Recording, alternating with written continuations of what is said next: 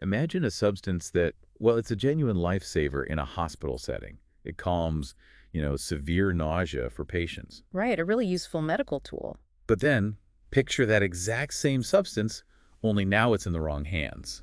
And it becomes this thief of memory, of free will, turning people into puppets almost. It sounds like fiction. It does sound pretty chilling, like something out of a movie, but it's very real. It's a chemical with a, let's say, complicated story. Definitely. Today we're doing a deep dive into scopolamine. You might know it by its more infamous name, devil's breath. A name that certainly paints a picture. Our mission here is to really unpack this startling contrast.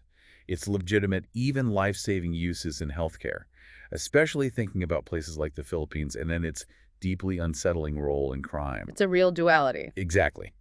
You're about to see how one single chemical can represent both, well, profound healing and a truly terrifying menace. By the end, you might find yourself rethinking the power of medicine and its potential for misuse. Let's get into this. Let's do it. So, okay, let's start with the basics. Chemically speaking, what is scopolamine? Where does it come from? Well, what's interesting is its origin. It's natural. It's classified as a tropane alkaloid, Okay. which basically means it's a compound found in nature, specifically in plants from the nightshade family. Think Datura, Brugmansia, those kinds of plants. Medically, we classify it as a potent anticholinergic drug. Anticholinergic. Okay, for those of us not deep into chemistry, what does that actually mean for the body? How does it work? So essentially, it works by blocking certain receptors in our nervous system. They're called acetylcholine receptors. Acetylcholine. Right. By blocking those, it kind of calms the nervous system down. Therapeutically, this is really useful because it stops those nausea and vomiting signals from getting to the brain. That's its main job in medicine. Which leads us straight to its legitimate uses. Mm. Because despite that scary nickname, scopolamine really is an important tool in medicine. Oh, absolutely. Its therapeutic applications are well established and, frankly, quite crucial in some cases. It's widely used for motion sickness. You often see it in those little patches people wear when traveling. The transdermal patches. Exactly. And it's also really valuable for preventing nausea and vomiting after surgery, which can be a big problem for patients. Plus, it has a role in eye exams. Ophthalmologists use it to dilate pupils. And this isn't some new drug on the scene in the Philippines, right? It's been part of their healthcare system for a while. That's very true. Scopolamine has a long history in Philippine healthcare, stretching back decades. You'll find it prescribed often under brand names like Buscopan for things like gastrointestinal spasms. It's also been used as a sedative in certain situations. Its medical track record there is pretty extensive. So that's the one side, the incredibly useful medication. But then there's the other side. The reason it got that chilling nickname, devil's breath. What makes it so dangerous, so feared when it's misused? Yeah, this is where that same mechanism, the blocking of acetylcholine, becomes really problematic. The name devil's breath comes from its terrifying ability to cause not just sedation, but profound sedation, complete amnesia, and this is the key part, a deep state of suggestibility. Suggestibility. Right. Victims can appear awake, even compliant, but they have absolutely no ability to recall what's happening or to resist instructions. That's deeply disturbing. It's not just like being knocked out. It's like your free will, your memory is just hijacked. Precisely. That loss of autonomy is really the most frightening part. Victims aren't just unconscious. They can be manipulated into doing things completely against their own interests, handing over money, bank cards, revealing information. And they don't remember any of it afterwards? Often not a thing. Yeah. They might have huge gaps in their memory. This blurring of lines, between appearing conscious and being completely without agency, that's what makes it so insidious. So really is this profound paradox, isn't it? Mm-hmm. A chemical that can save someone from debilitating nausea in a hospital. Mhm. And yet, in different hands, it becomes this tool for absolute violation. It forces you to ask some really hard questions about consent when the mind itself is compromised like that. It really does. It embodies a kind of complexity that challenges pharmacology and ethics all at once. Let's dig into that history a bit more, especially in the Philippines, because, like you said, this isn't new. Scopolamine's roots there go way back, even before modern medicine fully embraced it. Yeah, the story in the Philippines is definitely layered.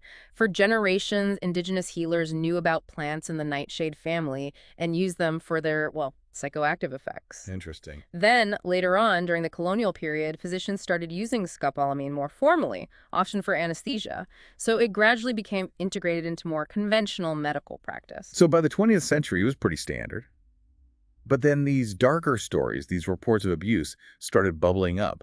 That's right. That's when the pattern really began to emerge. Reports started trickling in, then growing, about scopolamine being slipped into food or drinks, usually to incapacitate people. This seemed to happen more in busy urban areas like Manila, like Cebu, places where maybe you could get away with it more easily. And this got tied up with those butyl scams. Those stories always sounded almost like urban legends, but maybe not entirely. Exactly. Those scams became quite infamous.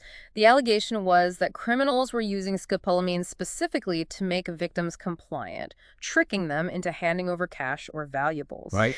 There was even a widely circulated Reddit post back in 2016, I think, describing attacks where the drug supposedly extracted from local plants like brugmansia, which people there call trompeta, was allegedly blown as a powder into victims' faces, and apparently it induced compliance very quickly within minutes. Blown in your face. That's incredibly fast. Yeah. And terrifying. And I guess some people might have brushed these stories off, but the authorities didn't entirely dismiss them. No, they certainly took notice. Despite some skepticism, the Philippine Drug Enforcement Agency, the PDEA, they actually issued a pretty significant warning in 2019. They did. Yeah, specifically about the recreational use of these plants, brugmansia and datura. They pointed out the toxic alkaloids, including scopolamine, found in them. So for law enforcement, this wasn't just folklore. It was a real, tangible public safety concern. Wow. Okay. That makes the whole situation feel much more concrete and, frankly, more disturbing. Let's talk about the physical dangers, too.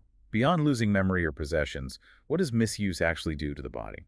The physical risks are very real and very serious. If someone ingests or absorbs a high dose of scopolamine, it can cause severe effects.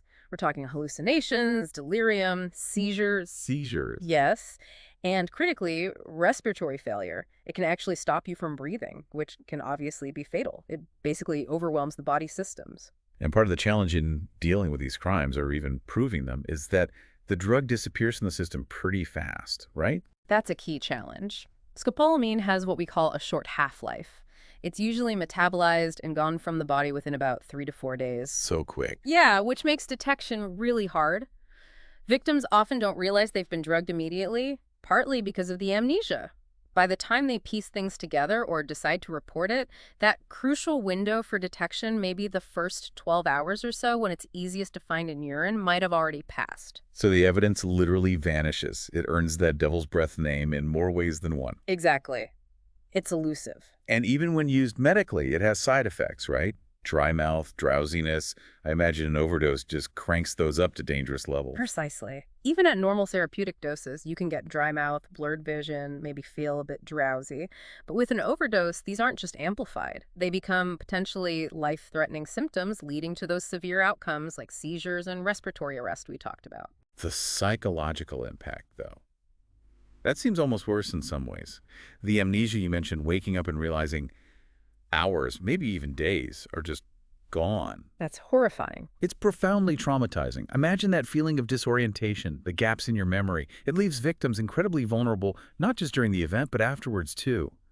They can be victims of robbery, assault, worse, and have no clear memory of it. Making it so hard to process or even report accurately. Absolutely. The inability to reconstruct what happened makes dealing with the trauma incredibly difficult. It often leads to lasting anxiety, fear, that feeling of violation. And you mentioned there was a specific documented case in Manila, something that really highlights this reality. Yes, there was a widely reported case involving a tourist. They apparently ingested food that had been laced with scopolamine. Oh, wow. They woke up later, completely disoriented, zero memory of the last several hours, only to find their belongings were gone, stolen. It's a stark example of how the drug just erases your autonomy, leaves you completely exposed, like something out of a nightmare. And you said this isn't just a Philippines issue, right? It pops up elsewhere, too. That's correct. It's a global concern. Mm-hmm. There were reports out of Kenya in 2022, for instance, in Isiolo County. Victims there were apparently compelled to hand over entire stocks of goods to robbers while under the influence. Handing over their own stock. Yeah. And Colombia is often mentioned as a kind of epicenter for this type of crime, although reliable stats are hard to come by. Unofficial estimates sometimes mention figures as high as 50,000 incidents a year there. So while the Philippines context is specific, the abuse pattern is unfortunately wider. And what's really concerning is that it's not just criminals using it on victims. Young people might be experimenting with it themselves. That's another worrying aspect the PDEA highlighted in their 2019 alert. There seems to be a trend, or at least a concern, about growing recreational use among some Filipino youth. Why would they do that? Apparently, experimenting with scopolamine derived from local plants for its hallucinogenic effects. The huge danger is they're often doing this completely unaware of just how toxic and potentially lethal these plants can be, especially if they get the dosage wrong. It raises big questions about awareness, not just for potential victims, but for those who might misuse it accidentally. Which brings us right back to that deep ethical problem.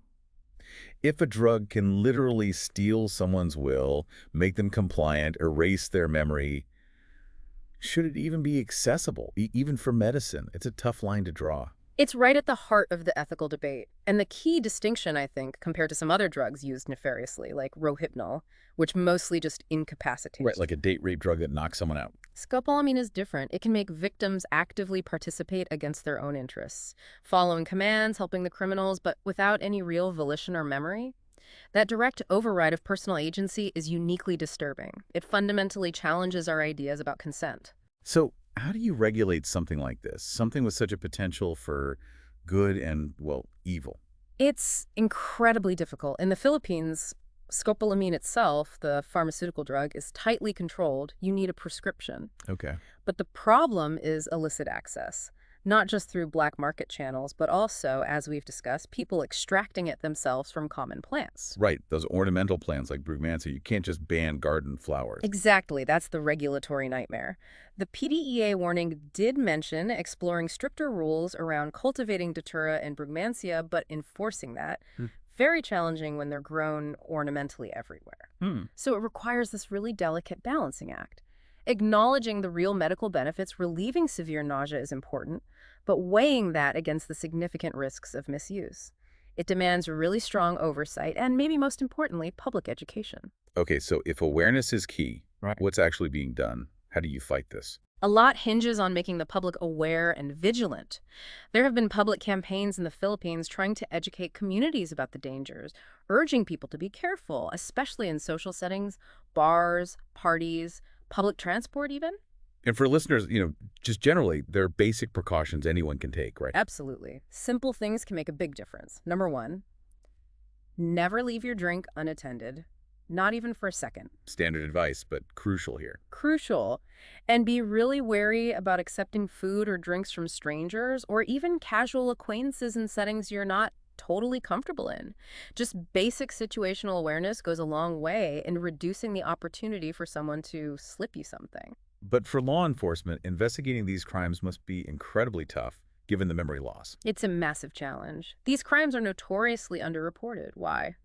Well, victims often can't remember details, or sometimes they feel embarrassed, ashamed even, which prevents them from coming forward. Making it hard to build a case. Very hard. Without clear testimony or timely evidence, prosecution is incredibly difficult. And healthcare workers, doctors, nurses, they must be on the front lines here, recognizing this if someone comes in. Definitely. They play a critical role. Healthcare professionals are trained to spot the signs of scopolamine intoxication, things like pupils being really dilated, confusion, agitation. Okay. And importantly, they know how to treat it. There are specific treatments, like the drug physostigmine, that can act as an antidote in overdose situations. The Department of Health, actually just this year, emphasized extending good practices, like those used for managing opioids, to cover anticholinergic drugs like scopolamine too, trying to curb non-medical use. And beyond the immediate medical treatment, supporting victims afterwards seems essential, dealing with that psychological fallout. Absolutely vital. Victims need comprehensive support. That means counseling, therapy to help process the fear, the disorientation, the violation that comes from having your memory and autonomy stolen. Community support networks can also be really important for building resilience. Are authorities actively trying to crack down on the supply side? Yes, Philippine authorities have been intensifying efforts, things like buy-bust operations targeting syndicates suspected of distributing scopolamine, but it remains a persistent challenge because it can be sourced from plants and administered so secretly. So it really sounds like Tackling scopolamine misuse needs, well, everything thrown at it. A coordinated strategy. That's exactly right. It has to be holistic. Medically, you keep it available as a valuable tool, but under strict controls. Legally, you need strong penalties for misuse and maybe better, faster detection methods if possible. And socially. Socially, it's all about education, education, education, reaching everyone. Tourists need to be aware, locals need to be vigilant, and critically, young people need to understand the real dangers of experimenting with plants like trompeta or talampune. It sounds like the sheer impact of this drug forces a constant rethink of how it's managed. I think it does. The depth of its effects, how it can just erase agency, really calls for an ongoing reevaluation of its place, not just in medicine, but in society. It's part of that bigger challenge of how we manage powerful substances responsibly. Which really drives home the core lesson, doesn't it? In a world where knowledge is power, especially with substances like this, ignorance can be genuinely deadly. Staying informed isn't just interesting, it's protective. Absolutely. Being informed, being vigilant, maybe recognizing the signs in yourself or someone else that can make all the difference. So, scopolamine, devil's breath. Yeah. It truly is this profound paradox, a lifesaver in the clinic, easing real suffering, but a potential nightmare on the streets, stealing memory, enabling crime. Its story, especially in places like the Philippines, is complex, filled with caution but also resilience. From those harrowing victim stories to the ongoing fight against its misuse, the secrets are slowly coming out. And maybe our best defense is simply awareness. Understanding the threat is the first step. We really hope this deep dive is giving you some food for thought, some vital insights into a really complex subject. Now, we'd love to hear from you. What are your thoughts on scopolamine? Do you agree with how we've summarized it? Or maybe disagree? Do you have experiences or stories, perhaps heard locally, that you think shed more light? Please drop them in the comments below. Your insights genuinely help spark important conversations and can illuminate these kinds of shadowy issues for everyone. Yeah, that dialogue is so important. And remember, for more fascinating deep dives like this one, you can always visit Mind Expansion Daily. We explore all sorts of mysteries and wonders of our world. And hey, while you're thinking about it, please do like this deep dive and subscribe to Mind Expansion Daily. It really helps us keep bringing you this kind of content. Definitely appreciate the support. Stay curious, everyone. Stay vigilant. And we'll see you next time for another exploration.